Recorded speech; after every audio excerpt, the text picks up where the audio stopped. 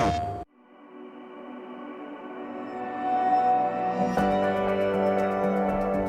think the biggest reason why Bluepoint is considered the go-to team for most publishers when it comes to remasters is that we do really care. The games we work on, we handpick them. So we only pick projects that we actually truly believe people will want to play. Bluepoint's been around since early 2006, and our first game that we ever shipped was Blast Factor for the PS3. It was the first PlayStation Network game that you could get when the network launched. After that, we had a great opportunity working with Sony Santa Monica on God of War Collection. And from that point forward, it was just step after step. Initially, there were just two guys running this. As we grew and our ability to solve problems grew as well, we started to take on bigger projects. We've been very fortunate in that we've worked on games that everyone knows and loves. As we work on each of these titles, we take a small piece of it with us. So regardless of where we go next, we always have that piece that we bring with us from game to game, and it becomes part of the Bluepoint DNA. Every single project, we essentially take on another challenge. We never like to just stay in the same bubble and like, okay, we know we can do this, we're gonna do this exact same thing again. So on Uncharted Collection, that was kind of our starting kickoff point where we did a little bit art revamp.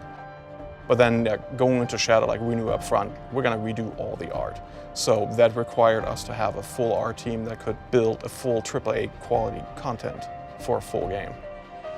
Every game that we work on, the first thing that we look at is what makes this game so endearing, not only to us, but to the community.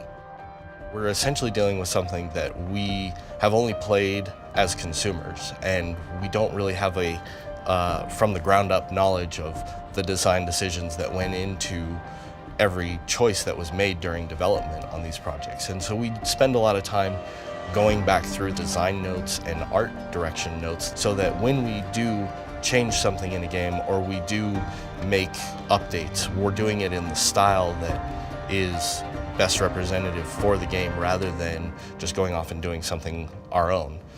Just to make it our own. And so part of the process that we go through is getting the original up and going and then running parity checks against what the retail version was. Once we've established parity, then we start branching into what kind of improvements, what kind of enhancements do we want to make to this game.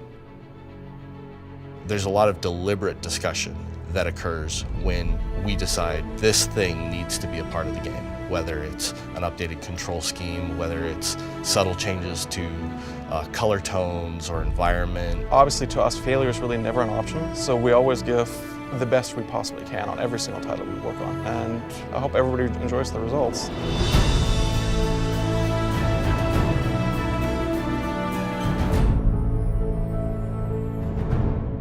PlayStation